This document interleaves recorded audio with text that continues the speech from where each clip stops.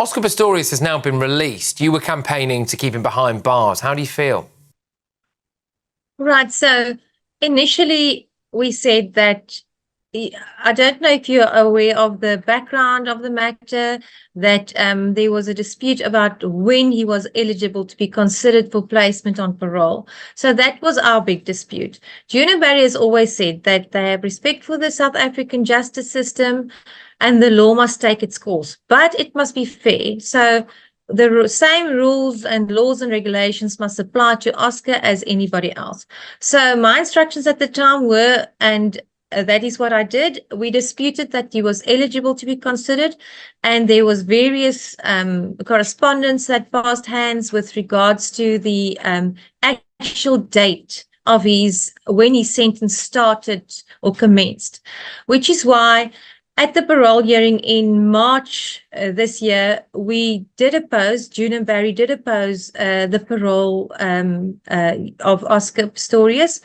They felt that he wasn't rehabilitated. They felt he wasn't remorseful. And the reason why specifically June said that is because they still don't know what happened that night. They believe that to be truly remorseful and rehabilitated, you must engage with the truth, what exactly happened. And they believed the testimony of the witnesses who said they heard a woman screaming. They believe that there was a fight. They believe that Oscar Pistorius killed Reva through a closed door, shooting 4 bullets, knowing that it was her behind that door. But obviously, after Barry passed away, things had changed for June. She also realized and accepted and knew that she's always known the day will come. We will be released from prison, whether it's after serving the entire sentence or whether it is after he has been granted parole. And that's why she decided to do a victim impact statement where she placed her concerns before the parole board, and they took that into consideration. The issue of him not showing any remorse must be particularly difficult. Yes, it is. June believes that Barry died of a broken heart. He died of a broken heart because right until the end, and even with the first parole hearing in March, Barry said it was his last wish before he died to know the truth.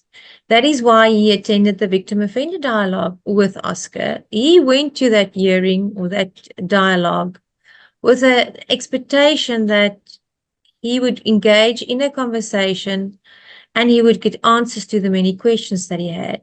He didn't get the answers he wanted.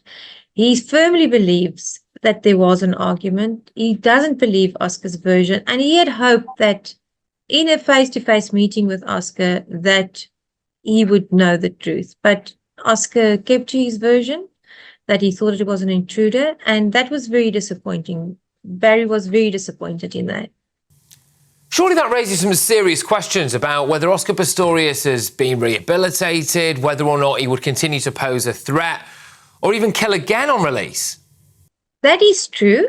So you must remember at a parole hearing, the parole board has in front of them various documents, which is compiled by a case management committee, psychologists' reports, social workers' reports.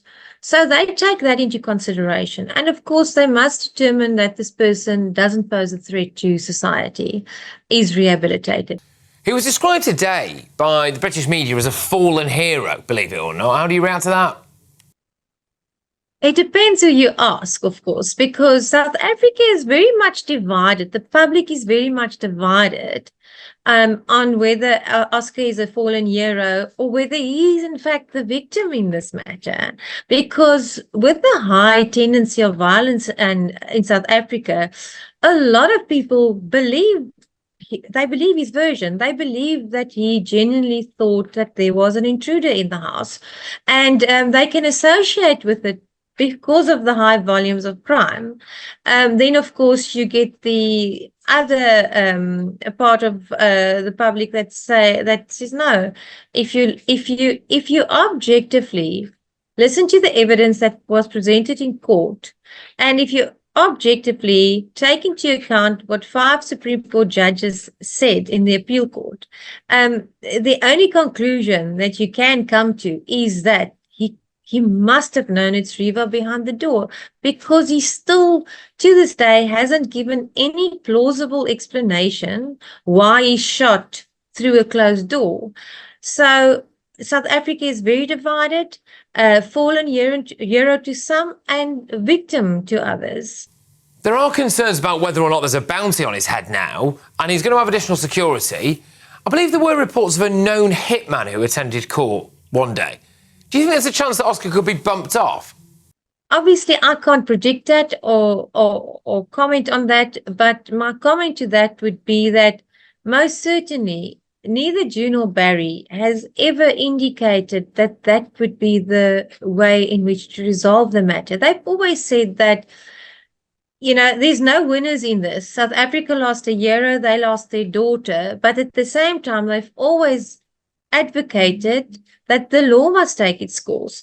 And Barry most certainly would not have wanted anybody to take the law into their own hands, because ultimately, basically, that's what happened to their daughter, Riva. So, you know, we have heard the reports, and, you know, whether anybody will actually do something like that, I don't know, but one can only hope not, because what message does that send out? We can't have vigilantes running around. It's just incomprehensible. How is June feeling today? I've spoken to her a number of times today, and she's accepted that he will be released. She's accepted that today is the day. She's always known the day is going to come. And ultimately, she always says to me that her focus is not on Oscar Pistorius. It never has been. Her focus and Barry's focus has always been literally to get through each day without Riva. The fact that Riva's never coming back, that's their focus, unfortunately. And to continue her legacy by establishing the Riva Rebecca Steenkamp Foundation, Juna said she can't sit at home and cry and mope every day. She would rather take that energy and do something positive about it, and that's what she is doing. I read some articles shortly after his detention that he was actually put in very comfortable conditions in prison. And he put on a massive performance in court, didn't he? Whether it was genuine remorse or not, we don't really know. But do you think he got special treatment in prison because he's a celebrity? That's a very good question. Did he have special treatment? Obviously, I don't know whether correctional services gave him special treatment. You know, we hear a lot of stories about the correctional services. So we've got the Thabo Bester matter recently. I don't know if you're aware of that. So unfortunately, I have to say that it won't surprise me, but I've got nothing factual to base that on. Is this case now over? Yes, most definitely.